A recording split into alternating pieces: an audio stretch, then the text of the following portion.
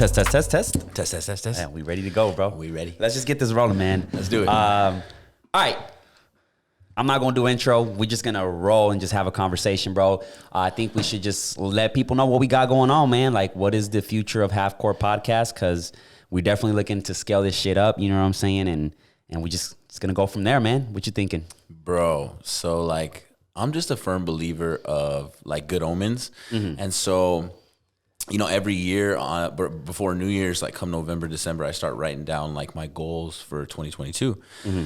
And so, I mean, just like boys in the past, stories we've had, I think ideas and input I like to put out there. I've been thinking about doing a podcast. And then you had asked me, I think November time frame to get on again.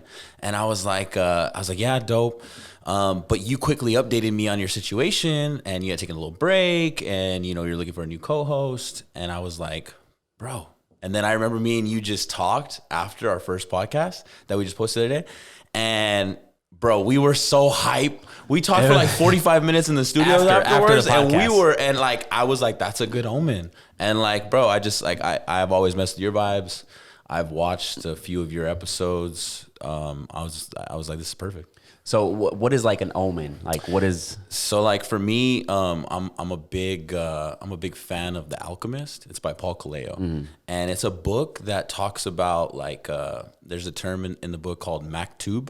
And it's Maktub, and it's your personal legend. And it kind of like it was written and kind of being in tune with being open to not necessarily coincidences or why did I randomly run into this person at this time because I was thinking about him, but being open to that and not calling them coincidences and being more like, what do I pursue? Like, why was this put into my life? Like, so like kind of like it was meant to happen, or like kind of like this was like fate. Like this just didn't happen out of the blue, you know? Like I manifested talking about a podcast, wanted to do it. I'm a big believer in joint ventures. You presented an opportunity, and I was like, "That's not a coincidence." That's wild, bro. Yeah, that's how I fuck with shit. Yeah, bro. You know, and it's like it's the same, bro. I was like, damn, I need a co-host, but I'm not gonna force it, you know. And then I entertained the idea of maybe doing like, I guess, auditions, but I'm like, I go off of vibe instead of like actually forcing it. You know what I'm saying? So like, I was like, I can't force anything. I just have to let it happen. Like I can't just hit up like, oh, you know, Casey, like be my co-host. It has to happen organically. Organically. I believe in that shit. Like facts. When you want to meet people, when you want, you know what I'm saying, and it's like you just have to let that shit happen. So that's why I'm like a firm believer in that being throughout life. Like let go of the anxiety, and I think like the opportunities for what you truly want, whether that be love, wealth. And then eventually you might find out that you want those for the wrong reasons. But like, if you want those things and your heart desires it and you're a good person, I think those coincidences that happen, coffee shop, you just ran into Tom again, whatever. And that's, you know, you're back, or you got to follow those kind of like, those omens. You're a big believer in you get what you give. You get what you give. Yeah. The key to living is giving. Tony Robbins put me on that back in the day. YouTube, when it first like came out, 2009, 10, or when I first got on the platform, I was in the Navy and I was big on like 5 years. And he's the one that talked about like 5 best friends, like what you consume. But he was real big on giving. I mean, the dude wrote a book and he interviewed, like he built a network of some of the richest people in the world. And he wrote a book, like 7 lessons on how to invest. Talks more about index funds, SP 500. But Tony Robbins got me into key to living is giving. But I think it's worked out. Like things in my life, all of a sudden, you know, things can go south for me, and I try to remain positive, and I feel like that extra inch I get, or that little door or crack that opens that gives me the spirit to get out, is comes from that like giving side, that good karma side. Yeah, I definitely believe in that, bro. And it's wild, bro. Like right now, we got, you know, big plans for this, and we want to have fun and obviously scale this up and be, you know, the biggest as we can, because you got to manifest that shit. Like you got to, you know, like if you look at how, you know, the podcast started from my apartment in my living room to now having my own studio, like this is wild, bro. Like, damn, you know what I'm saying? For real. And it's hard work, you know, and it's like one of those. I was watching a video actually, you know, that talks about hard work versus luck. Now, in the video explaining like how, for example, you put Bill Gates Bill Gates was more of luck because he had the parents that put him in this, private school. And like, so in most cases he was favoring luck more than hard work. But do you think that's the case? Like, so I'm kind of like a little bit on the other side where I take two different verbs, and I like when preparation meets opportunity. That's huge. And you just being ready for the challenge or the opportunity that presents itself. And if you're always, ready for that, whether that be as you grow through business, you have capital to take on other ventures when they present themselves, or even just the fact that you've played the long game and you put yourself in a position where you've understood an industry for a little while and you worked for a corporation and you've put in the hours, and then all of a sudden, that other person that you're friends with or acquaintances with says like, I'm starting a joint venture and I need your knowledge. And boom, preparation meets opportunity. Yeah. Damn, that's huge. I do believe in that. Or was it luck? Yeah. So I get what you're saying. Yeah, like it could be the same. I think it's a balance. I think when you weigh both of them, I think it could be one or the other. Like I think it's for an athlete, for example, if you want to get better and you want to be the top dog, you got to put in the work. You know what I'm saying? And it could be one of those where you get traded to a team that's pretty good and it has the pieces for you to win these championships, but it can go either way. Yeah. But it was just interesting to me, and man, I think you would consider your story or like what you've been through and how in the position you're in today to be more of a opportunity meets preparation or luck, or what would you say? I would definitely say the opportunity meets preparation. For instance, I had just gotten out of the Navy, and I feel like the Navy and those 4 years of my adolescence, like 18 to 23, it was like learning more like life lessons, like foolish pride, some of these things, some of these core things that you kind of learn as you grow up, even in your teens. But after we're to your question, I had gotten out, and the family friend of mine who I consider like my uncle, he's visiting in town, and right then I'm looking like, what do I do next? I got this GI Bill, I got all this experience that I had done in the Navy, but now I have like no roadmap to what I'm gonna do. And like he just asked me, he's like, what do you like to do? What are you good at? And I'm like, I feel like I'm good at communicating with people, like communicating like my message or vision or whatever the case may be, service. And he's like, he offers me an opportunity in Oklahoma for an internship, and it was going to start in May. And I think we had the conversation like end of February. And so the only thing I wasn't in a position to, which I did on my own, was just like bail on my lease in Albuquerque that I already signed and committed to. And a friend that I had committed with kind of bailed out anyway, so it was going down. So I took that hit early, definitely on your credit. But everything else, I had no children at that point. I had learned a lot about myself in the military, and my preparation was there. And then he provided the opportunity. And when he did, I was ready. Damn, that's one of those, right? Because it's like, you're moving out of what you are used to. What you're used to. And a lot of people like comfort. When they get in that comfort zone, it's hard for them to get out, and that's why I think a lot of people don't take that next step because they're used to comfort, whether it's, being in the place you grew up or job opportunity. People just love that comfort, and it just takes that getting out of your comfort zone to make shit happen. So I think it's comfort for sure. You hit that on the nail. And I think it's like, sometimes it's like false loyalty, you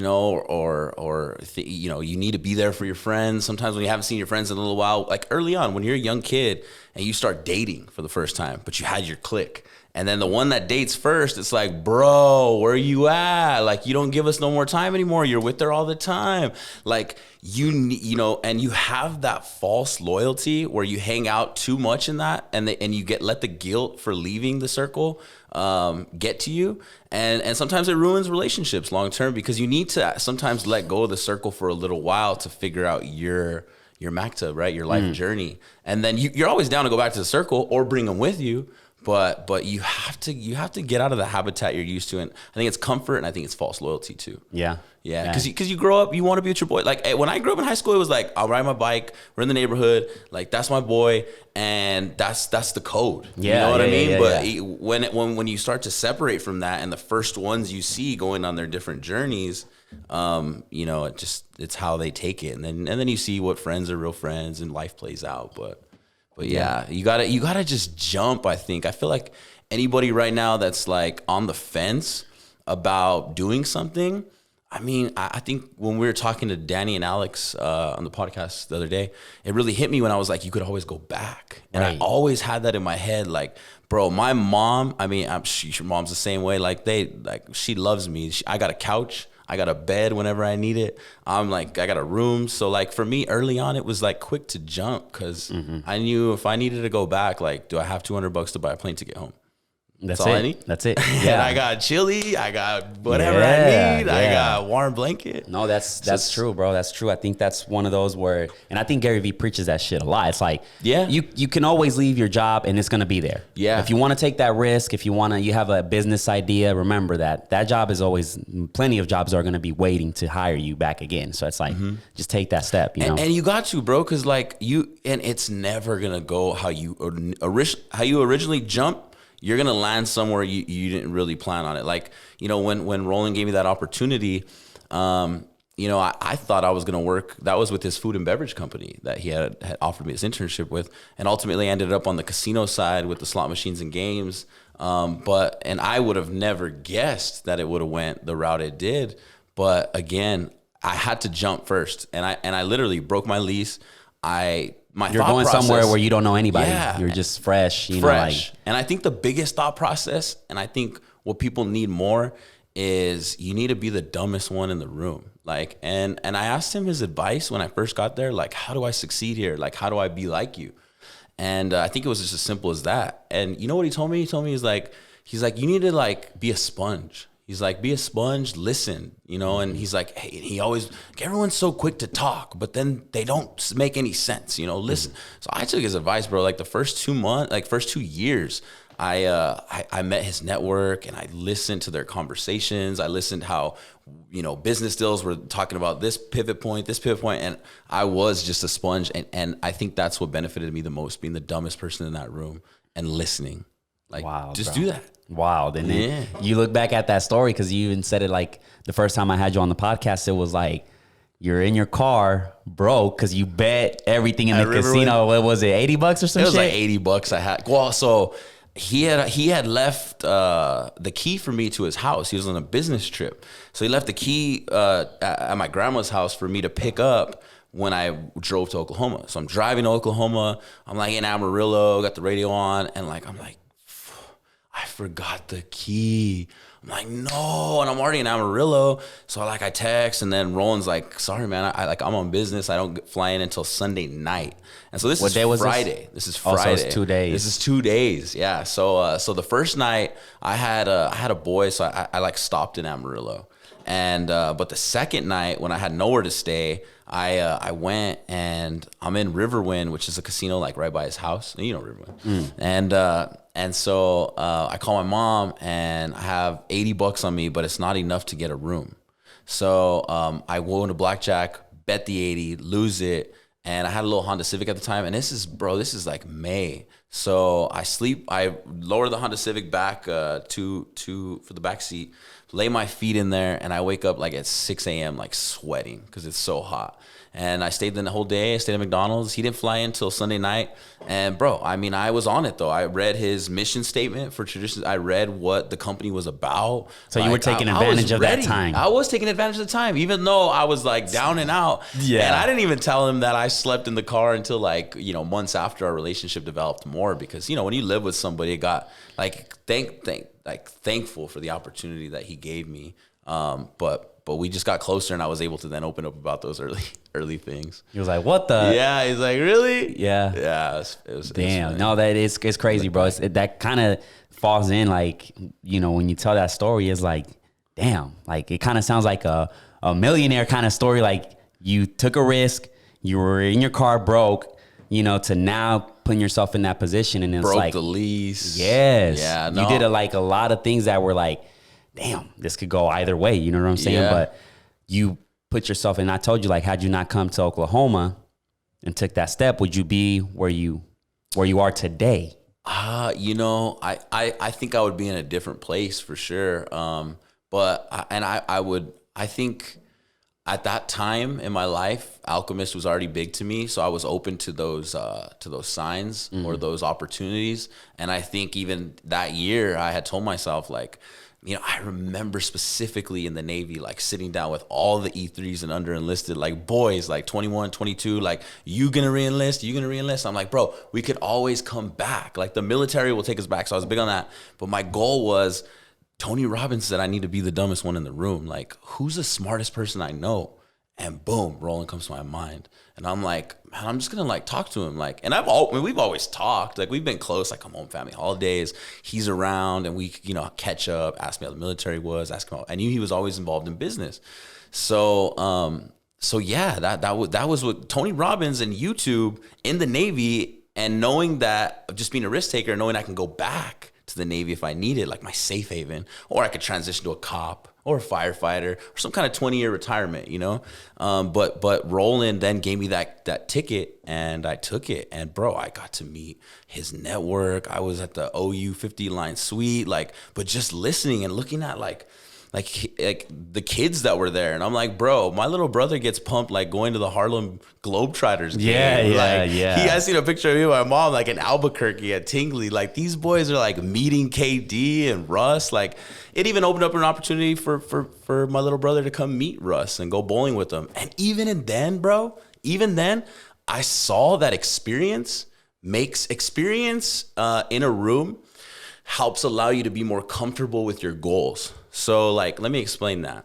So like, Ace was really, he was diving into basketball, and I got the opportunity to go bowling with Russ and KD, and the company that I consult for today, they were doing a sponsorship for the lane.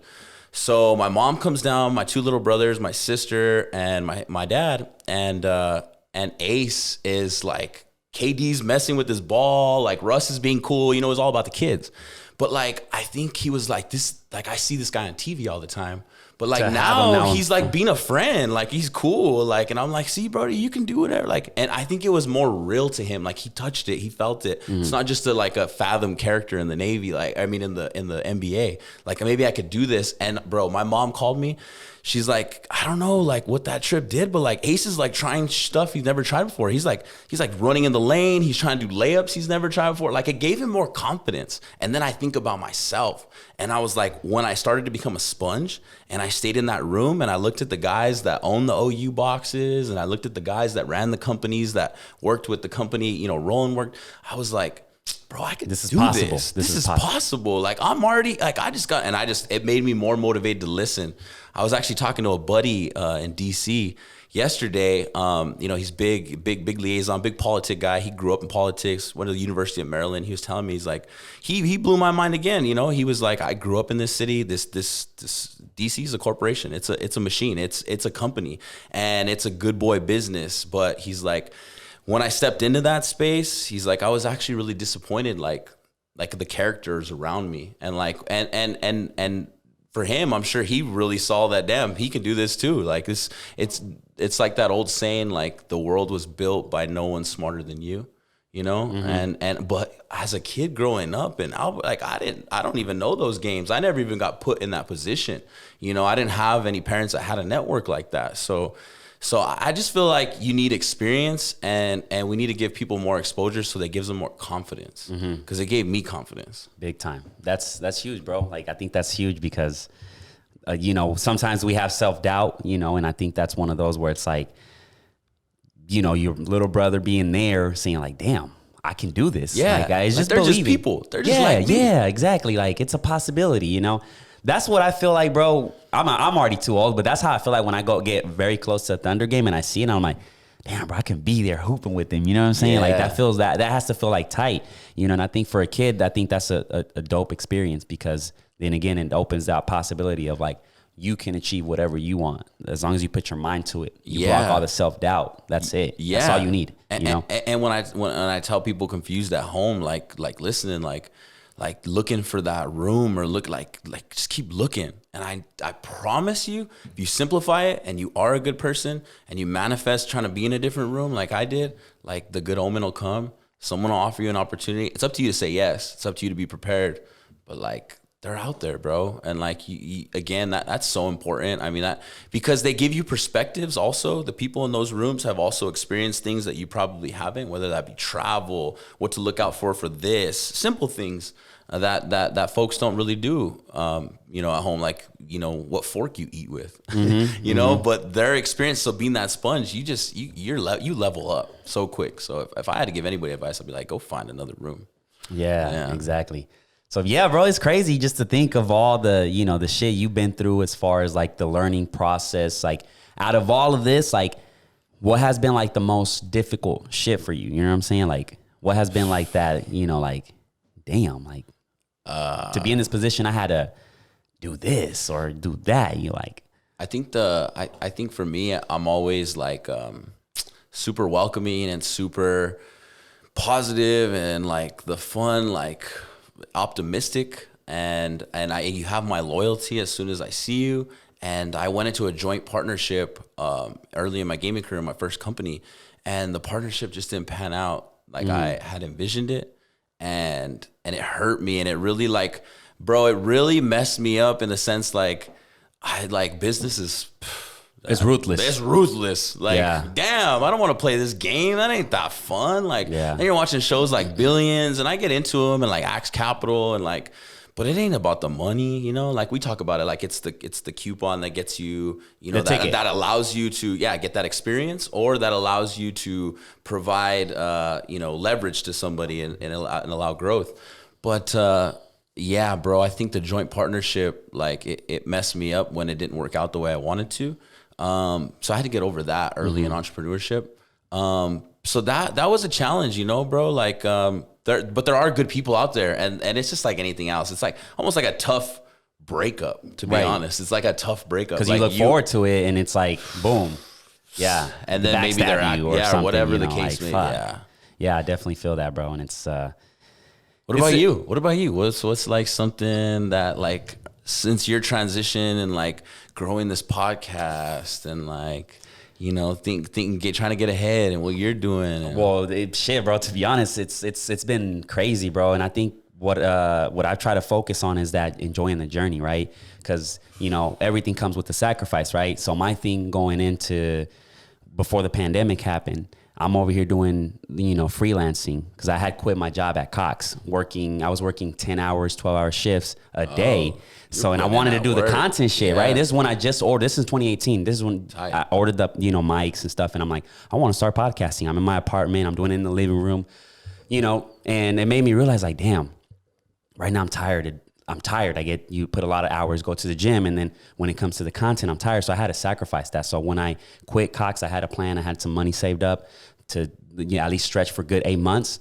Yeah. And, I started doing a little bit of freelancing, videography and stuff, but Oklahoma's clearly not the market for that. So I was like, oh shit, now I got to find a job. But in my head, I'm like, I'm willing to sacrifice the money that I was making, because I was making good money, but I was miserable. Zero time. Right. For X, so what I'm you like, wanted to do. Exactly. So then that's when I kicked in. I'm like, I'm going to look for a part-time job, sacrifice the money and shit. As long as it's enough to pay the bills, I'm good, because I want to do this shit, bro. And then that's one of those where it's like sacrifice comes with, you got to pay the price for it. And it's like, that's part of your preparation. Exactly. And it's like, as long as I enjoy it and I'm good, I have been able to meet people like you and a lot of great guests that it's like, had I not put in the work, the consistency and stuff, I wouldn't be in this position where it's like, people are DMing me like, hey, can I get on? Like, I would love an interview, this and that. Like, that's huge. Bro, that's so key what you're saying though. That's huge, and putting in that early work and that sacrifice. I think that was the biggest thing. Cause like you really do gotta sacrifice. I gotta sacrifice the J's, buying the J's. I gotta sacrifice eating out every time. But it's like,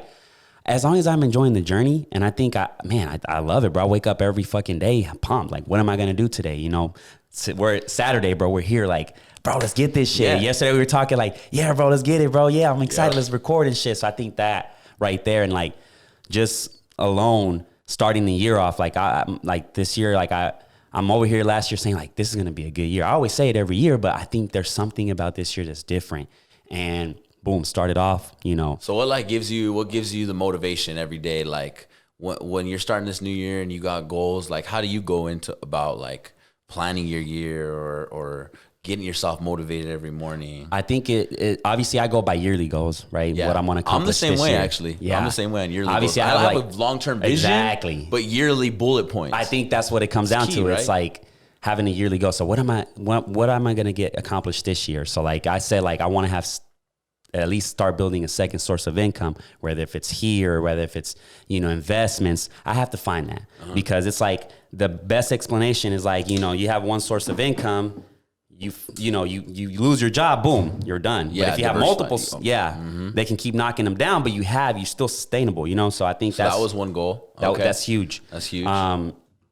I think traveling is good for like self. Like I want to do at least 3 times a year. Yeah. So it's like traveling, I think is one of those where it's like I get I'm happy. I'm happy when I'm traveling. I'm happy when I'm doing shit, and content. So I think that one was one. Also, obviously looking at like, okay, I want to this year we look at it, I want to be at 5K, 8K subscribers. Got to look at this as a business. I want to be able to interview big names. So that's one of the goals. It's like be able to interview idols and people we look up to and just be that podcast that people want to be on. You know what I'm saying? Like, ain't no Full Send over here. Ain't no, Logan Paul. No, we're doing our own the thing. half court. It's the half court. You know what I'm saying? That's right. But I think it's good to, to just set those goals, man, and just be motivated every day. Bro, it's huge. We like to complain about a lot of shit, but it's like, nah, bro, if you have a roof, you're healthy, you got gratitude. Gratitude.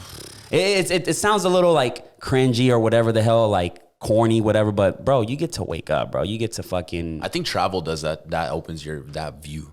Yeah, because you see how people live in other countries, bro. Exactly. And like, I mean, how many come to ask you for help or ask you for this or try and sell you this little thing, and you're like, damn, man, like that travel's opened that in my mind. Exactly. I think a lot of millions of Americans need to get out of the country a little experiencing more. That culture shock.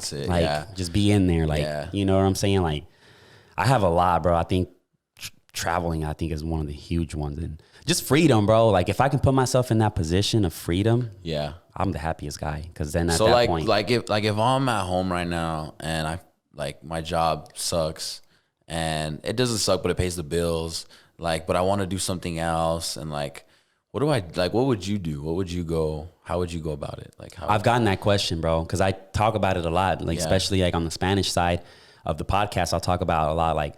Just find something that you're okay with. Because I feel like if you're a creative person, you want to be free, there's not going to be a job you're going to be happy with. Because the question comes down to will you do it for free? Right. Hell no, I would not work where I'm working at for free. I can do this for free. I'm doing it for free right now. Right. So it's but there's that, find that where you can work and that can sustain all your bills and maybe you can have enough to invest into what you want to do, whether it's if you want to become an artist, a musician, you want to start your own podcast, put yourself in that position where first of all, it doesn't consume that much time on your day. And second of all, if you got to cut those bills, pay off some stuff and just put yourself in that position. I think that's huge. Just find that spark. That's what it comes down to. Just trying to find that. Cause people it's the everyday routine. Well, I could agree more, bro. And that's huge. And honestly, it reminds me of this book called Atomic Habits, I think by James Clear. And so it talks about the most disappointment in starting, if I'm trying to start something up new, you hit it on the head when you're just start small, investing or build a little bit. Mm-hmm. It talks about a straight line. Say there's a flight from New York to Los Angeles, straight arrow, straight line. And you move the plane over 8 inches to the left. Mm-hmm. By the end of the flight, you're going to end up in Tijuana. And the point of it in Atomic Habits is you don't necessarily need to make drastic change. You're in the gym and you're going 3 hours all of a sudden at the beginning of New Year's and you're going to get this massive result. And most people, the way they think the graph works is, they got the graph here and it's steady growth. When in reality, your graph looks like this, where the majority of all the work you've put in, you see 0 results, but then it goes up and the graph is more of a curve. Mm-hmm. And this curve line, this is the disappointment and failure stage where people quit because the results weren't quick enough. And so what you just hit on the nail is what I wish I learned early. Bro, if I was putting away $25 to $50 to $100 in some tech investments, even if I didn't learn, even just the S&P 500, if I would have done that early on in the Navy, 1920, didn't think about it, but started the small habits to do that and not touch it, bro, by the time you're 28, 29 and you're ready to launch your concept, or you've met that mentor, you've learned the industry, you've passed the ideas around through your mentorship and they all like it, you got that nest egg, whatever it is, to double down and throw it in because you've built the investing habits early, and you just got to start. And so it's like, it's starting small, like you said. I think that's huge, bro, because just like compound interest in the market, compound habits or small little things you change in your normal routine, whether that even just be like what you're putting into your head, it's going to have compound results. Yes. And I'm looking at all this as compound like results. 5 years from now. I'm looking ahead. I'm like, we might blow in 5 years, but I want to keep enjoying the journey, bro. Keep that spark in, right? So I'm thinking each episode, like, okay, what can we do better? Like, I'm just in that Kobe mentality of like, I got to be in the gym every day. You know what I'm saying? And I think it's just that's why we got the goal, one a week. Or yes, it's one of those where it's like you said, it's a long-term graph. It's like it's going straight, and then but you have to just wait your turn. You gotta wait. You gotta wait your turn. It's not just relevant to you're gonna see the results as you do it. Do you think that maybe it's more of obviously schemes and social media? Do you think it's that it has messed up our patience to wait and keep hustling? Somewhere down the line, we've where we want everything quick. Lacked. Yeah. On every aspect, gym, everything, goals, everything. We want everything. Boom. When we don't get it, we quit. You know. Yeah. That's the thing. I don't know where it came from. I don't know where it stemmed from, but I see it a lot. And I'm like, bro, like, I mean, you even hear some like young interns when they're like, you know, are in the company or small young executives. They've been there like 6 months and they're like, you know, I just feel like I'm not making a difference. I feel like I'm not really contributing to the team. Like, bro, you've been here 6 months. Like, you got to stick things through. And I think for sure you're right. And people miss the long game. Yeah, bro. And I think that's why because first of all, we both consume Gary Vee content. He talks about it a lot. It could take 5, 10 years, whatever. And we understand that. And I think, and that's the first thing I told you, bro. If you're in it for the long run, let's go. If you enjoy the journey. And if you're not enjoying the journey, that's be hard to get through that. Right. Yeah. And I remember you were like, yeah, bro, when I put myself into something, like it's go time. Like, go time. And I'm like, but at the same time, with the thought process, like I told you, like we got to crawl before we walk and before we run. You said it too. You know, we just got to start recording, bringing in some of our, you know, it's great Alex and Danny. And then, you know, let's go through the Rolex and really get the, you know, big names when we're ready. Yeah. You know? I think it's huge, bro. And I think, yeah, bro, I think if you're motivated, and I think what it comes down to also is that discipline, because discipline, I think, is the hardest thing to create, right? When you don't want to go to the gym and you go, that's discipline. Yeah, discipline. You know what I'm saying? I shout out to all the people that go to the gym after work, after they have a long 8 hours a day and then they have to go to the gym. Shout out to you, because that takes a lot. That takes a lot, you know, and it's like, that's what it comes down to. I tell people that, like, you know, you can start, you're going to be pumped and shit, but that's creating that discipline. So when you don't want to edit the podcast, or you don't want to, you know, you got to do it. When you're tired, you want to, you know, like, that's what it comes down to, is discipline. And usually if you love it or you really like have high ambitions for it, you'll make time. Exactly. You make time for the shit you want. Yeah, you do. That's huge. Yeah. You do. But man, it would be so cool though. Like, if you could have like a studio like this with some other, like an incubator for kids that like want to start podcasts or want to get into maybe producing or music. Bro, it's crazy. Because there's not enough outlets. Like, That's I think crazy. about kids right now and the abilities and ways to make revenue, like drop shipping, internet, this, that, none of that education is really in the system right now. Somebody had hit me up on the Half Court Instagram and said the same thing. Like, bro, we can get together and make something happen about like kids that want to produce music, want to be an artist, want to start podcasting. And I think that was huge. And I told him, like, that's great. Like, we can do that. Like, that'd definitely be the goal. But don't you think we need a capital for that? Like, we need to, like, you need funding. Right. No, you need funding. Right. I think the whole idea would be to build this like a warehouse where it's like, from every Thursday or every so-and-so, there's classes. You can get to be behind workshops, the scenes. and then you get people that are doing it, whether they're just small, like trying to get things going on their end. I know a guy, you know, Just Eat does beats, kills it, but he would love to go there and give back to the kids. You know what I'm saying? Exactly. And like, it's kind of crazy, bro, because I feel like some of the stuff that when I was, you know, just born and how I grew up, like, you're just kind of forced into a trajectory that you didn't necessarily choose on your own, but it's the way the social environment is. Like college was so pushed on me, and I was horrible at high school, bro. And like, I don't know if I just didn't have the discipline around me that told me to really get there, and I didn't have the people, pushing me to go. But like, college was so scary because I knew I wasn't going to be good at it. And I was like, but I thought that was the only way I was going to impress my family. You have that pressure of like, damn, I got to do this because it's not, I'm going to be a failure to them. And you have, I definitely, I was there too, bro. And it's like, but now, like, I love the internet, and now, like, even now, kids growing up, it's way different. You got people like even Gary Vee that make multi-millions. They're telling you, just learn NFTs, like, or learn a trade. They're not saying not to go to college. And I think it's important, especially when you have a trade or you grow up, like my best friend, Varun, he wants to save lives. So he went through med school. He dedicated, but he's enjoying the journey. He loves it. I think that's you got to go to school for that. I think the system's still screwed up though. Like why are doctors in debt, a whole mortgage, like $300,000 after they get out trying to save lives. And then they're overworked because the system puts 300 patients. Like there's some stuff to talk about there. And just learning him and like seeing what he goes, I'm like, damn, bro, doctors ain't even like, it's messed up. Like we got to take care of the people that want to take care of us more, and incentivize them more. And somewhere the system's broken. But again, you really can't complain unless you're doing something about it. Right, exactly. And I've stopped that. I used to complain a lot, but it's like, do something. What am I doing? Yeah. Like I got to just shut up. And, I think it's, and then there's difference. There's a difference between complaining and then bringing up the topic.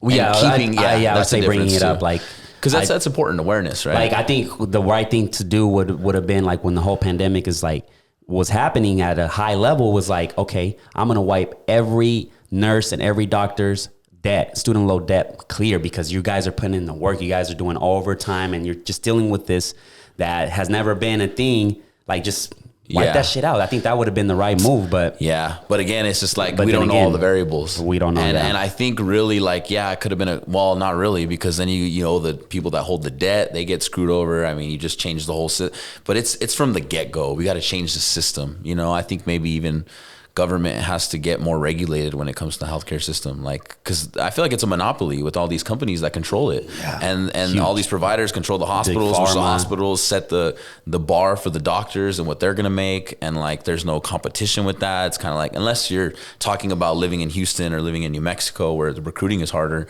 but like the hospitals are kind of controlled by a monopoly. I feel like most of these big pharma, big pharma. Yeah, it's a lot.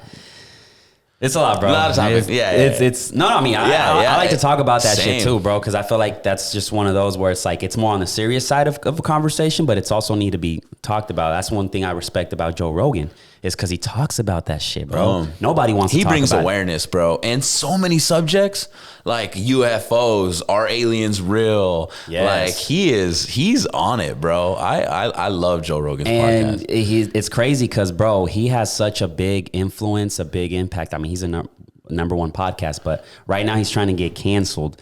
Because so what's up with that? Tell me, why did he? So first, Spotify, right? Some artists, I don't remember who artists, asked to remove all his songs from Spotify because he didn't agree with what Joe Rogan was giving. He was giving misinformation about COVID and the vaccines and stuff.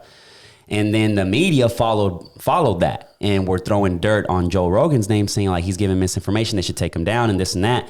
But it's like, okay, if he's giving misinformation, because he's having doctors in there, he's having, all these scientists and shit. If he's giving misinformation, why don't you come out and like, he's giving misinformation, but here are the facts of that misinformation. They're just saying misinformation. That's it. What? Oh, bring facts. Yeah. So it's like a political push. It's like a witch hunt. So they're trying to cancel him, which I think the man is uncancelable. Like you can't cancel him. Period. Yeah. No. Period. And now we're getting blocked. Decentralized. People are gonna find that content. Everybody's with him. Yeah. Another one. They're trying to go so hard for it that they made a compilation of Joe Rogan saying the N-word. They put like a 2-minute, 3-minute video of him saying the N-word. But if you look at it, it's way they're putting it out of context. Like it's really not, you know what I'm saying? So this is a leading topic to that. This is like just top of the dome. Like what about is it kind of messed up? So it's messed up that they're doing that. Obviously the people are on his side. I know there's mixed emotions when it comes to politics, but like Trump, right now he's banned from all these platforms. Like, is it a national security reason? But like, if he's dumb and you don't believe in him, why can't we just hear what he has to say? Why is it kind of messed up that he doesn't have a platform? I think, like, even if I wanted to tune out and not listen, like people's point of views are always. But I think the whole band definitely scaled up ever since the whole pandemic. That's when Trump got really huge, like, get out of here. They banned a couple of doctors that Joe Rogan had on the podcast, banned permanently from Twitter because they tweeted some things. And according to Twitter, it's misinformation. So they banned him. Twitter bans those doctors and just they don't give them a legit reason. That's like the crazy part. That's the internet owned by blockchain blockchain. When somebody decentral. But we'll see how big government and big corporation gets involved. Right now it's decentral. It's decentral land. You could buy land, you can advertise whatever you want on that. But then you got Meta, and Meta is not selling no land, and they're gonna control all the billboards in their metaverse, all this. So if I'm government and let's play the devil's advocate, like if I'm government in the bad side, I want to control the metaverse, so I want Facebook to win, right? Because nobody can buy land in there, nobody can choose. I could just call Zuckerberg, but take that off. But see, if we look at it, right, this is my theory on the whole metaverse controlled by Facebook.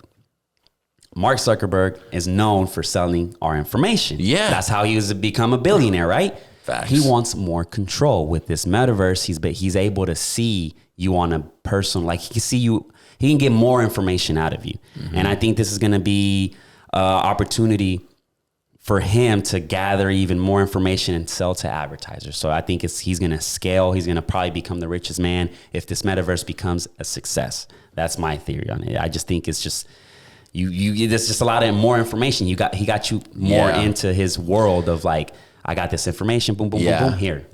Boom, boom. It's all about that. It's all about that. But at least you know what? When I think you might be right, bro. Because I mean, he teamed up with Microsoft, which now you're talking about Bill Gates and him, which they actually do have a good relationship. And now they're teaming up, and they're gonna be software developer, Meta users.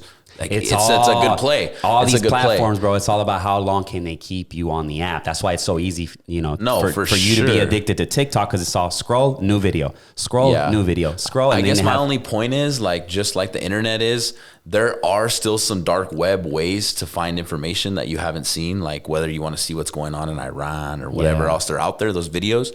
But and I think that's going to help with blockchain. I think people will still eventually find the way, even if their Oculus doesn't allow you to go to this VPN, we're going to figure out a way to get in these other metaverses where I think hopefully we can exchange. I just hope the exchange for information doesn't ever, get monopolized. Just going back to the whole Joe Rogan thing, I'm glad that people are behind him. You got people like supporting him, because he has had to address the video, when he had COVID, he came out with the video saying like he took antibodies and stuff.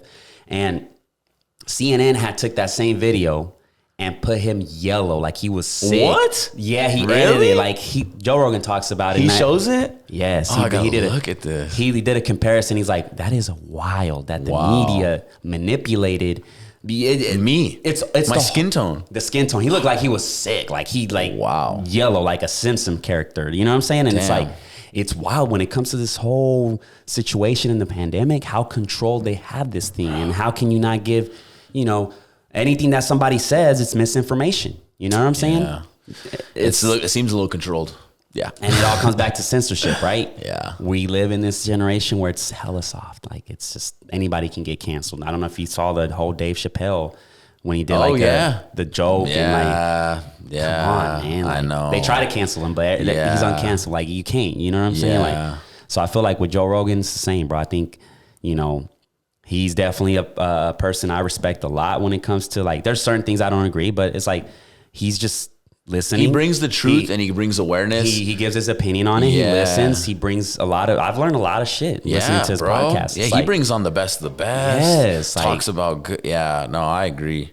We need more of that. We need, but people have been doing that. Like the guy that wrote, Rich Dad, Poor Dad, Robert Kiyosaki. He's got his podcast and he talks about like I think the government does this. He talks about the government, kicking him out of mining positions and like taking his gold back in the day. Like these podcasts and this open, you know, access to your viewership, like, has allowed for growth, I think, for people. Cause like, if I read the book back in the day, I still never actually got a chance to like be in the room with him. But now via YouTube, like, I'm listening to this dude and I'm like, I'm dialed in. There's not an agenda. There's not anymore. Yeah, like, everything is through media. Right. Now we have these other platforms, outlets, that give more truth. Like, you can see it, bro. You know what I'm saying? So it's like, it's taught me so much. Yes. Yeah. So it's like, I'm curious to see where this blockchain and decentralization goes as far as like content and having something that's more freedom of speech, no censorship type of deal. So,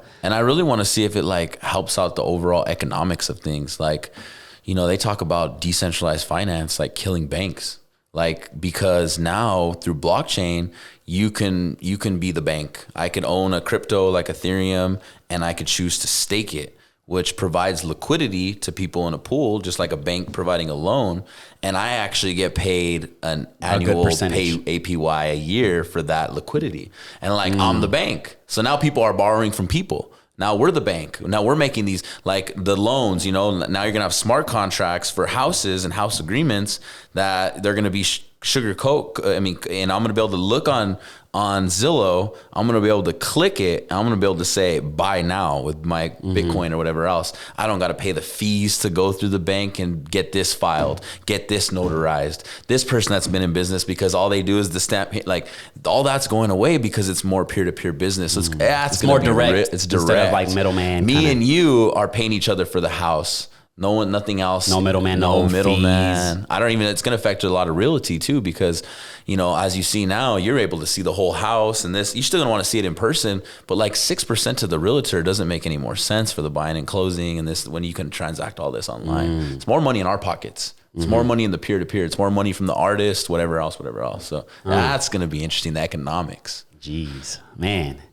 Yeah, this whole thing is all about getting the information, consuming it, studying it. Like, it goes back to the whole NFT thing and how weird and new this is just keep consuming that information. Yeah. You finally start understanding it, you know? Yeah. So, why not? I mean, and it's software. Really? Like, if you're investing in 99, even now Google, you're investing in software companies like blockchain, Ethereum, it's just, you're betting on software, which is like huge, bro. Like, you want to invest in tech.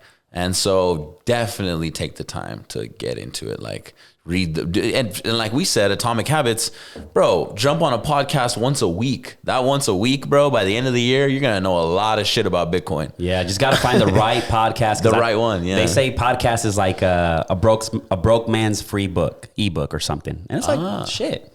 Yeah, I agree. I totally agree. A lot of information. You learn a lot of shit. You know what I'm saying? Yep. I like the entrepreneurs and like documentaries about, you know, big successful people, because it's like you learn so much. And I mean, if you really break it down, I made money watching YouTube because YouTube brought me Gary Vee. Gary Vee brought me the opportunity to invest, and then boom, it X'd. But it all happened because I found him online. That's tight. Yeah. Back in the day, bro, how my mom grew up, my mom at 23, 24, she was like looking at her best friends or people around her or her grandma or her mom that had experiences, and she was only limited to what that knowledge of those experiences were. Like, bro, now I get to sit in a room with Jack Ma or Gary Vee via just the internet and listen to what they're talking about that day. Be that sponge. You're totally right. YouTube, listen, be the sponge.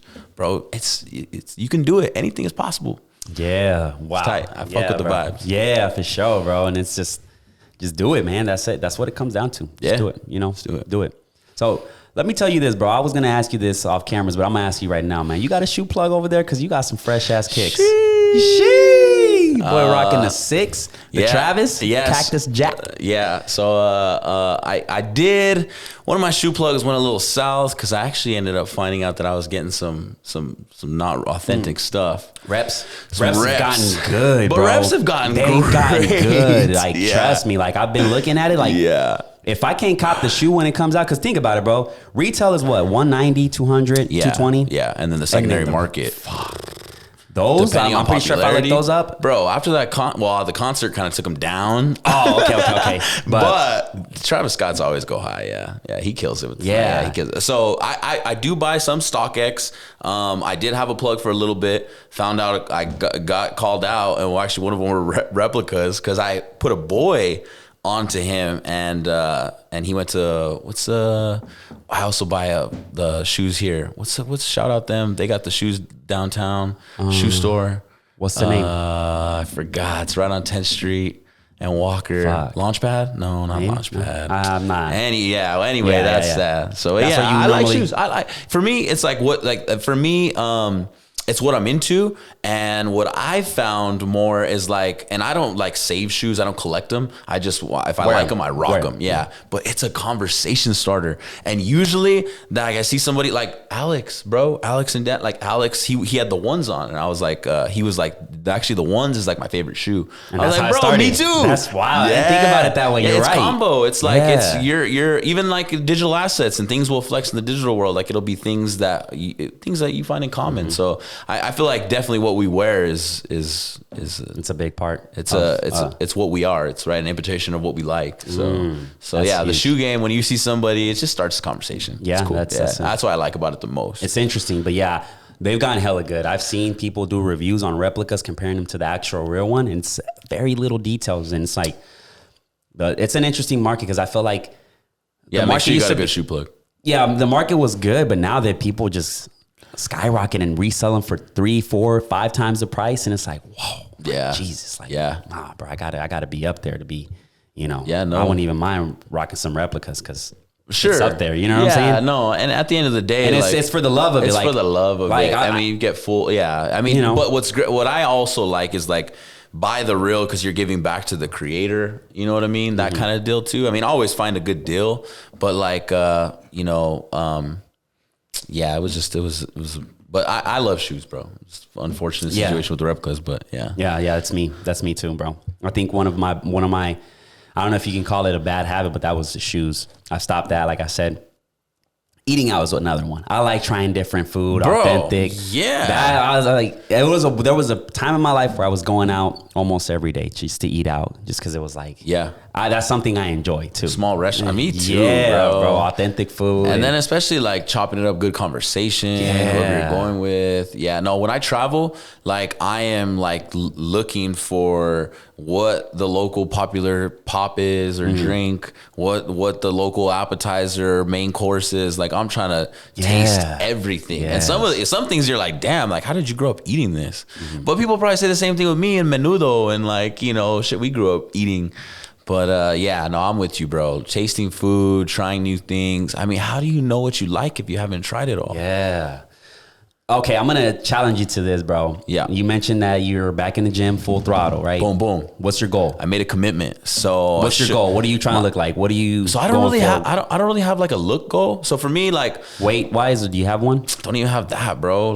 For me, it's the results. As results, I mean my run times. I mean just being in the Navy and being a rescue swimmer in the Navy, I trained on a heavy schedule. I was swimming 3 times a week. I was lifting in the gym. I was running. We always have a PRT test, a mile and a half, push-up, sit-ups.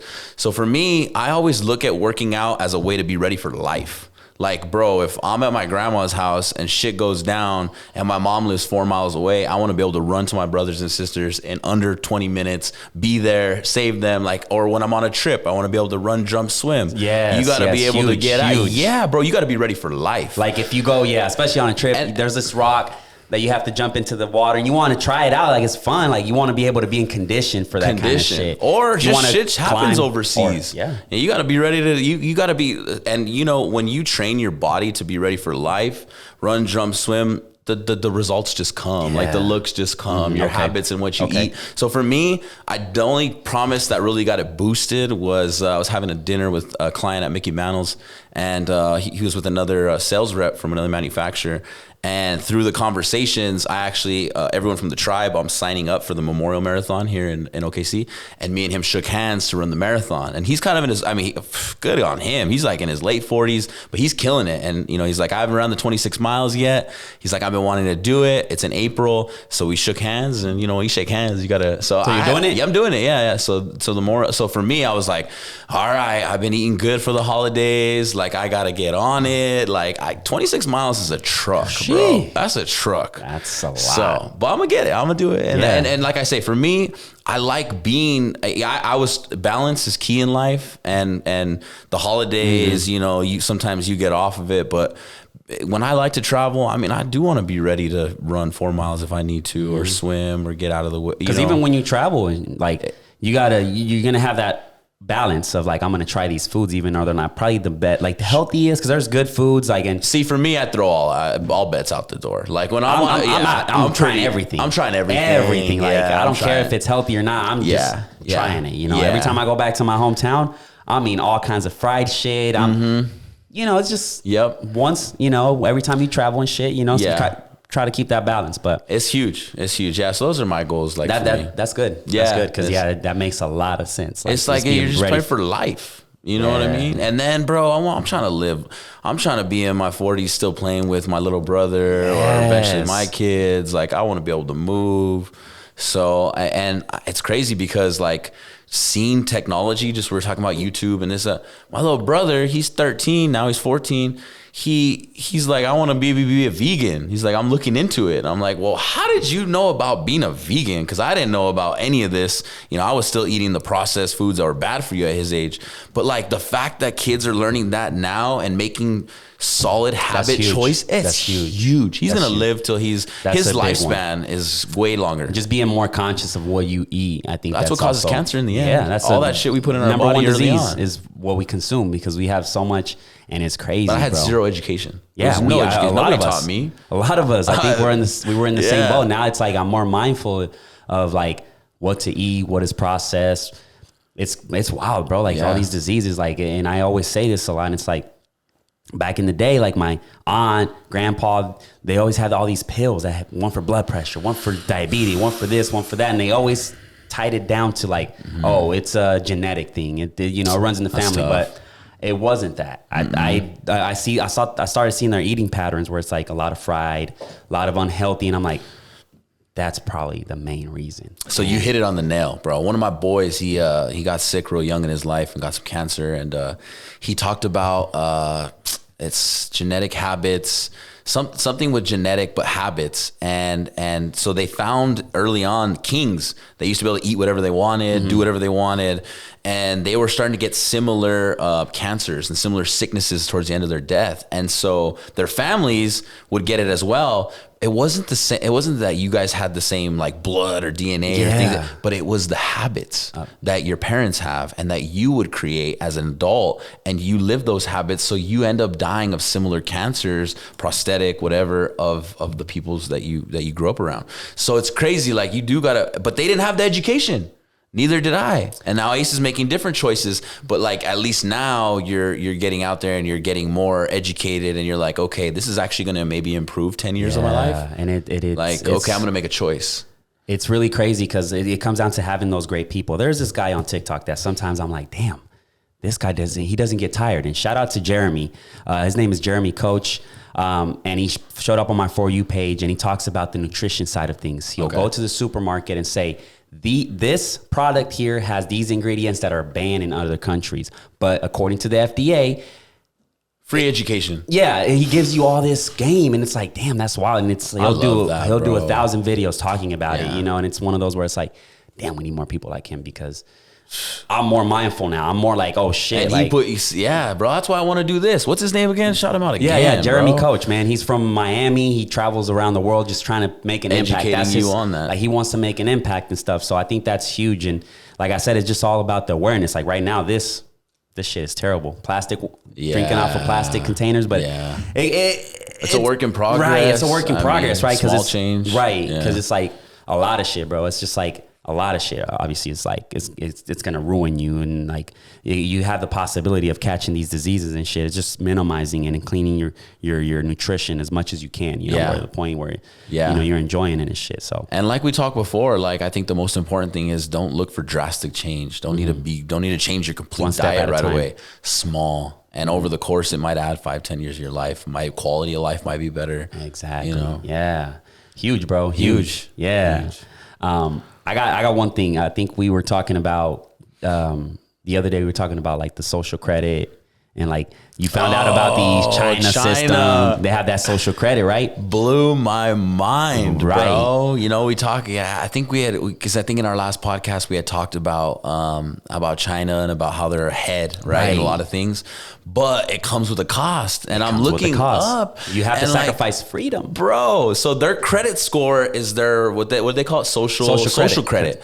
And so like you use this social credit to ride the bus for free, public transportation, the ferry.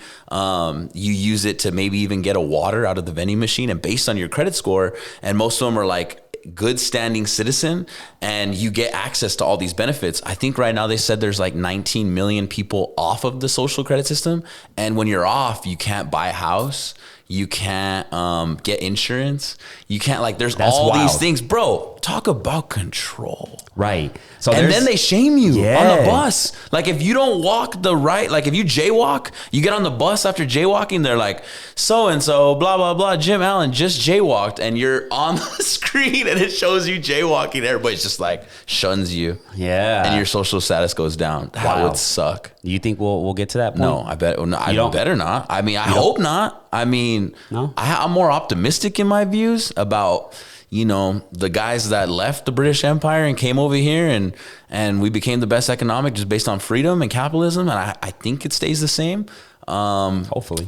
But you're right. Hopefully. And I think we definitely need to bring awareness to times when we think it's getting taken away from us. Well, there's this episode in Black Mirrors that is kind of like the same. You were talking about it. I haven't seen it. You haven't seen it? Okay, it's very, because they're all different, right? Because I've watched a few Black Mirrors, and they're crazy. They're interesting, bro. Yeah. Like it's like you have to figure out what's going on in that moment. So this one's very interesting. It's the same concept, right? Yeah. Everybody has their phone, and based on their phone, that's how they rate people on their behavior. And it's so crazy because like people have to be fake. Like, oh, hi, Casey. How you been, bro? Like, you know, awesome. And then after the conversation, let me give him 5 stars. Let me, you know, and it's literally, it kind of felt like money. Like it was a 5-star rating, right? And 4-star, you're considered like that middle class.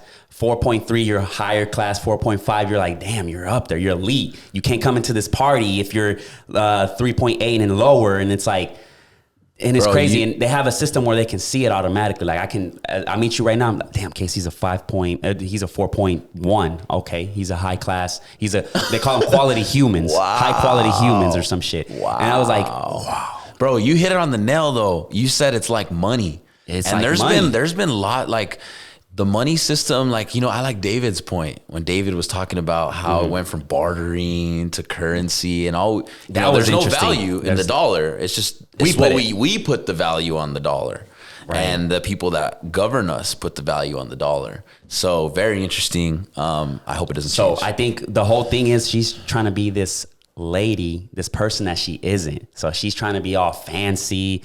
Her brother has a 3.1. He doesn't give a fuck about that, but she's trying to be all high class based on somebody else's scale and game that they created. It's wild, bro. That's crazy. It's wild, bro. So I think it was like at the end of the day, she just ended up fucking losing her mind, and she was like, "Fuck everybody, fuck this, fuck that," and like she ended up getting the lowest score, and she was like, "I feel fucking great. I feel alive. I'm myself again." Like, yeah. And it's like, yeah. I hope we don't get to that because I would have probably a terrible score because I'm like, I'm being myself. Fuck that shit. I'd be the millions that would be, you know, but then again, that's if they choose that you're now not on this program and you can't get access to this, and this, that's where you're talking like revolution. And that's like, at that point, I'm fighting for my freedom. Exactly. Yeah. That's crazy though. I hope we don't. And that's gratitude, bro. We are born. We're so lucky. So lucky. Yeah. It's like what Gary Vee says, like the chances of you being born a human is a million to like, but even slim. A human and, you know, and be in the US and have a chance, like at least we got a shot. you know, and in gotta make China, the we most can't out of even it. buy we can't even buy a house. Like I can't even get into real estate in China. You know what I mean? Like it's crazy. Yeah, it's wild. It's wild. It's scary, man. But Yeah. what else do you got, bro? You got anything else? Man. We've been at it for an hour, so. Oh yeah, Yeah. man. I'm excited for these viewers, man. Let's just give. What do y'all want to hear? Yes. Let us know. Get in the comments, please. I want to talk about world topics. We're gonna bring on some good guests. Yes. I'm gonna definitely, as me and Yeah. What are the Darwin plans, get bro? What are into the it, plans? Tell the people what we got going on for the half as court. Darwin and I get into it, I've already got a Rolex of contacts that I want to reach out to and get on the show. But really, we just want to provide value to the listener. And for me, it's like it's diving deep into someone's journey. And let's really try and highlight what those coincidences were in their journey, and then how their journey is similar to what you're dealing with at home. So that's what I want to put out, bro. I definitely want to stay ahead in the NFT space. Me and Darwin talk about going to VCon in May, which the creators of Larva Labs and CryptoPunks and Bored Apes, they're all going to be there. It's going to be a major move in the space, and so we definitely want to bring you that. And we're talking about even maybe doing a vlog. Yes. And going on the trip to Minneapolis. And the way I look at vlogs is just like, it's just a memory at the end of the day. So it's like, we're going to have that look back always. 10 years from now. Always look at that, regardless if it gets the views or not. But it's just putting content. Whoever wants to fuck with us and look at it. Even on what the views are. Whoever's listening to it's going to get value. Yeah, exactly. You're going to get value. Like, listen to this. We're going to show you some stuff. We're going to get in the mix. Like, I'm going to provide value. And even if it provides value to one, like, that's it. Boom. I'm glad we did this, D. Yeah, bro. You know what I mean? I'm excited, bro. So yeah, bro, I think that's it, bro. Yeah. How'd you think we did? Wrap it up, baby. When's the next one? Who's For coming real, next, bro? Yeah. So before we close this, we're gonna try to do like the way we have it structured is like we'll have a guest and then probably do one just me and Casey. Have a guest, and as we go, we might have like 4 weeks or a week or two where we have guest, and you know. We're always going to have one where we're just chopping up, update, maybe just have homies on and just chop it up and stuff. So, but we take criticism well. Give us some comments, give ideas, give what you like to hear, who you might want on it in OKC, you know, or anywhere around. We're working on the travel equipment too. So we will come to you. Crazy. So yeah, I think we should wrap this up, man. We'll catch you guys on the next one. Peace. Peace.